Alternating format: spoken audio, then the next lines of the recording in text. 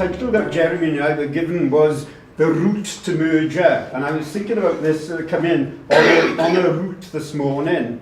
And because those of us who, it's quite easy to come into Cardiff on the M4 or on the train, or come into North Wales on the A55. But those of us who also have to do the A470 sometimes are well aware of the potholes and bends that occur on that road and on the Cambrian coastline. And a buwch ar y line fel arfer myna.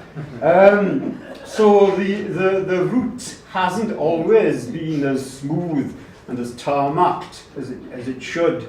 And for that reason, I think we should all be doubly grateful that we have not only made the journey today, but that we have all arrived at the point that we are in. And of course, here we are in this building, built as a result of the labours of the people of Wales, perhaps in a more prosperous, but still in a very difficult era.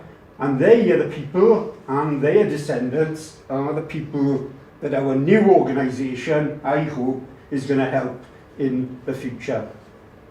As Jeremy said, Coleg Harlech WEA North, it does have only a short history because it comes from two great institutions with a longer history, the WEA and WEA North, and Coleg Harlech itself, that had an international reputation in the field of adult education. And it's much to be hoped that WEA Cymru is going to develop and continue and enhance the great reputation of both institutions. The old motto of Coleg Harlech was Arvo Pen Bid Bont. He who wishes to be a leader, let him be a bridge. Or roughly that anyway. And of course, like most bridges, they decay sometimes and they need repairing and what have you. Just like the old bridge over Môr Hafren, a little bit to the east. And so that bridge that was set up with some idealism at the time and with the inspiration of Tom Jones, that bridge has now need of repair and a new bridge is needed for Wales. Now we have a bridge, if I can strain the metaphor, we can have a bridge from North to South Wales. Every country has its north and south, and it doesn't affect them. It will in no way affect us. The new bridge across Wales will be a bridge of education and culture, and those two things, and history, and those things bring people together as a nation. The whole point of Workers' Education and the Workers' Education Association is to help the people in our society, to help our country, and anyone who lives in our country to gain education and prosperity. And that's what I hope is going to be achieved through the new organisation, and I'm sure that it will. It's wonderful to be here, and Rob, thank you so much for those kind remarks. I do want to congratulate you on this journey, which is a key milestone today, as you are going public on this union. And it is so important that you do that for all the reasons that have already been stated. And I'm really looking forward to working with WEA Cymru. We have so much shared vision between England, Scotland, Wales and Northern Ireland. And that does not stop us doing things in our local communities that make sense for those communities. But we need to build together on the strengths of the WEA. And I'm always struck by the synergies between our vision, our purpose and our objectives. We want to build a world which is equal, democratic and just. And we don't want to just do it in England. We want to do it in Wales, Scotland and Northern Ireland, respecting the cultures and values of those different countries. Some of those shared agendas involve becoming the leading provider for adult community learning. That is something we want to do in England and it's something we want to do in Wales. It's something that the very history and achievements of the WEA suggest to me is perfectly possible. At the moment, there is a dearth of high-quality adult community learning provision, and we can fill that need. Secondly, both organisations are really seeking to influence and persuade governments of whichever persuasion about the importance of adult learning. Let me give you one statistic.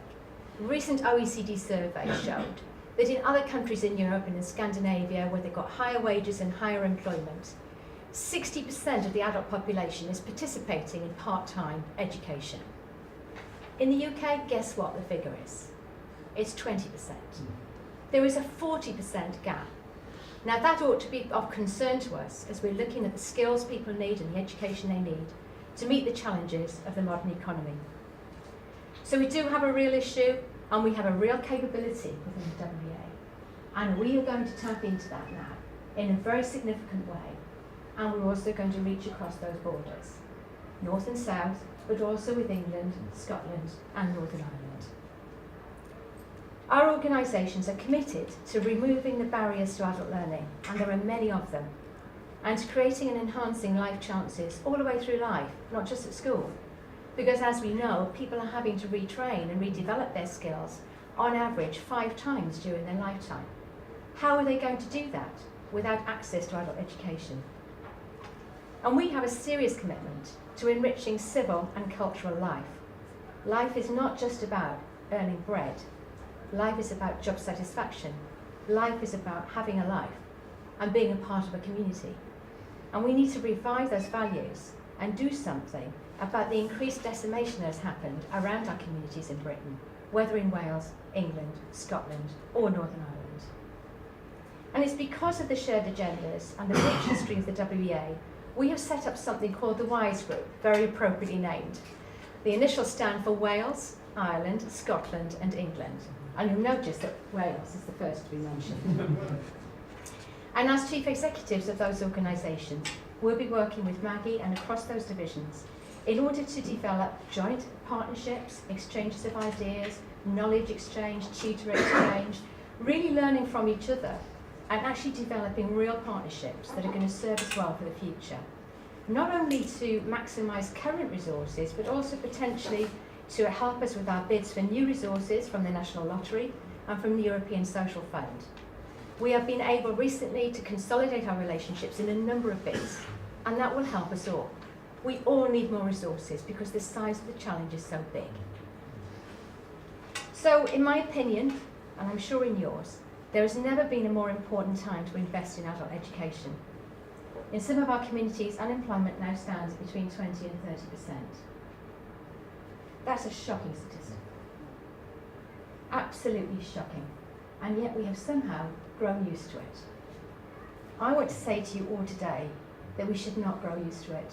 We've got to change that.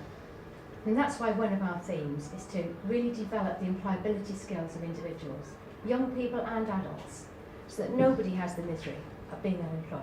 Also, I would like to draw your attention to the fact that we've been able to publish data recently showing a huge and strong negative correlation between low incomes and health and well-being. So it's not just your income opportunities that suffer, it's your health and your well-being. You know, adult education is one of the best government investments there is because it plays to every agenda. It produces jobs. It produces people who can sustain themselves in jobs. It produces higher expectation within the family unit. And it produces people who are healthy and well and able to go out there and be proud of what they're achieving. So adult education is a great government investment and it plays right across the Welsh Assembly government agenda. And I do congratulate Hugh Lewis and the team that have been responsible for recognising that fact and building the strengths of the WEA so that we can actually move forward and seriously tackle some of those agendas. As we look forward, what does the crystal ball say? Well, we're going to need more education and more training. We need to keep people in jobs and we need to meet the challenges of the knowledge economy. We need, as Rob knows from his work on the OU, access to part-time higher education, and adult education will be a key part of the mix. We need more and better provision for disadvantaged groups, and there are lots of them, and we know where they are, and we know how to reach them. The WEA has that magic formula of being able to reach people in their community with learning that doesn't look like medicine, and that is really, really important. And of course we need to recommit ourselves to family learning and lifelong learning. Do you remember we were all talking about lifelong learning in the halcyon days of the 1990s? We need to bring that concept back. There's nothing more crucial to our survival. And looking forward, I am looking forward to working with the WEA Cymru.